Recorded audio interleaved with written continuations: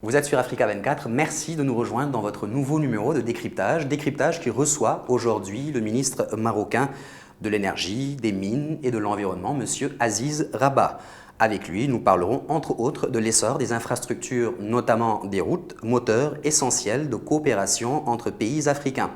Le ministre Aziz Rabah nous en dira également davantage sur l'expérience que compte partager le Maroc avec les autres pays africains dans le domaine des énergies renouvelables, en particulier celles solaires, dont le royaume chérifien détient le leadership sur le continent. L'essor des routes constitue-t-il la priorité pour accéder au développement? Moi, je crois que le développement, c'est une affaire intégrée.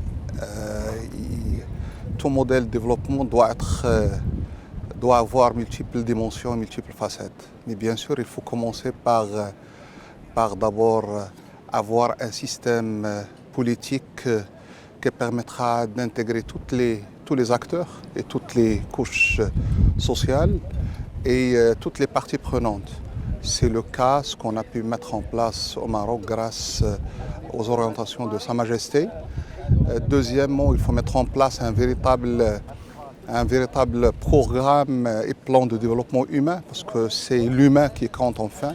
C'est l'humain qui est l'objectif de tout développement et c'est l'humain qui est l'acteur principal de tout développement. Donc il faut avoir un véritable programme de développement humain, que ce soit dans le domaine de l'éducation, de la santé, de la science, de la culture, les libertés, ainsi de suite. Troisièmement, il faut viser bien sûr à avoir des stratégies moyen et long terme dans les différents secteurs, mais qui doivent être converger ensemble. Tout ça pourra être alimenté par une ouverture bien réfléchie envers le monde, une ouverture qui permettra bien sûr d'avoir de vrais partenariats gagnant-gagnant. Quels sont les défis du Maroc en termes d'infrastructures? Il y a énormément de défis. Le premier défi, c'est comment, pérenniser donc l'attractivité de notre pays en tant que pays d'investissement, plateforme d'investissement dans les différents domaines. Et c'est pourquoi nous lançons d'une manière continuelle donc, des réformes dans le domaine des affaires, que ce soit dans le cadre des réformes réglementaires, les réformes institutionnelles, des réformes financières et même des réformes administratives. Donc nous voulons à ce que notre climat des affaires soit d'une manière continue, attractive pour permettre bien sûr d'attirer les investissements, qu'ils soient des investissements nationaux, des investissements internationaux. C'est pourquoi je crois qu'un des éléments aujourd'hui qui mérite une attention particulière, c'est comment peut-on donner une visibilité aux investisseurs, comment peut-on sauvegarder les différents investissements et comment bien sûr à chaque fois identifier les opportunités qui peuvent être intéressantes pour les investisseurs. Quelle est la place des énergies renouvelables au Maroc? Certainement vous suivez l'actualité chez nous. Sa Majesté a lancé depuis plus d'une décennie, en 2009 exactement, donc une politique énergétique très, disons, avant-gardiste.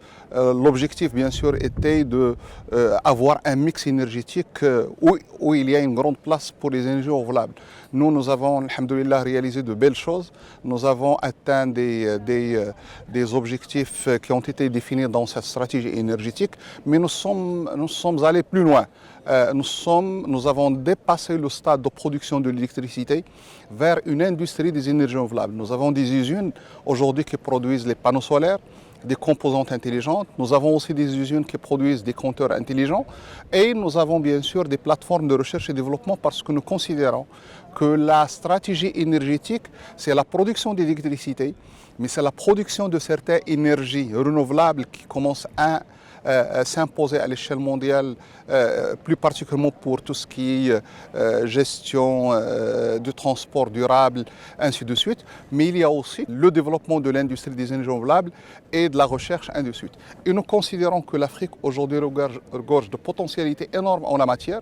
On a, alhamdoulilah, toutes les potentialités, tous les ingrédients sont là. Nous avons besoin donc à créer plus de confiance pour qu'on puisse attirer nos investisseurs africains et des investisseurs internationaux sur la base des joint ventures intelligentes qui permettra, comme j'ai dit, de développer cette énergie et les dérivés de cette énergie. Donc nous avons, et nous ne sommes pas limités à ça, nous avons exposer notre expérience à l'échelle mondiale parce que nous cherchons de vrais partenaires, que ce soit privés ou qu'ils soient institutionnels, mais plus particulièrement des partenaires au niveau africain.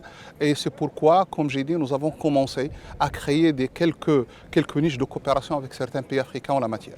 Quelle est l'importance des coopérations sud-sud ou nord-sud? Non, moi je crois qu'il n'y a pas de limite à la coopération. La coopération peut être de différents horizons, de différentes géographies et de différents contextes. Donc l'essentiel, c'est qu'on décide de coopérer, il faut bien définir les objectifs de cette coopération. L'objectif 1, bien sûr, c'est de diversifier ses partenaires pour qu'on puisse bien négocier les futurs partenariats, négocier les futurs contrats, attirer un maximum d'investisseurs. Deuxièmement, ça permettra bien sûr de se positionner dans cette cartographie mondiale de l'énergie, parce qu'aujourd'hui, il y a une nouvelle cartographie qui est en train de se dessiner, de nouvelles technologies, de nouveaux acteurs, de nouvelles sources d'énergie, localisation de ces sources d'énergie, de nouveaux consommateurs. Donc, il faut bien se positionner à l'échelle mondiale. Troisièmement, il faut travailler en groupe parce qu'on a besoin d'avoir une force collective pour défendre surtout la voie des pays en voie de développement et surtout les pays du Sud. C'est pourquoi moi je crois qu'aujourd'hui, une belle coopération entre les pays africains, au sein des régions ou au sein de toute l'Afrique, mérite d'avoir une attention particulière. Le Maroc est leader en Afrique en termes d'énergie solaire. Comment partagez-vous votre expérience avec les autres pays africains? Alors, premièrement, nous avons signé de dizaines de conventions et de protocoles avec pas mal de pays africains dans le domaine de l'électricité, des énergies renouvelables, l'efficacité énergétique, la formation, recherche et développement. Et deuxièmement, c'est un élément qui est très important, c'est que nous avons créé deux centres.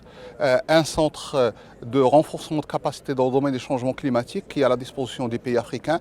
Et un deuxième centre, c'est le centre des énergies renouvelables qui permettra d'offrir de l'assistance technique, de partager les expériences. Moi, je crois qu'on peut aller plus loin. Il y a aujourd'hui 600 millions de personnes qui n'ont pas accès à l'électricité. Je crois que les pays africains pourront développer une solution adaptée à ce contexte qui permettra, comme j'ai dit, de répondre à ce besoin qui est très nécessaire pour le continent africain.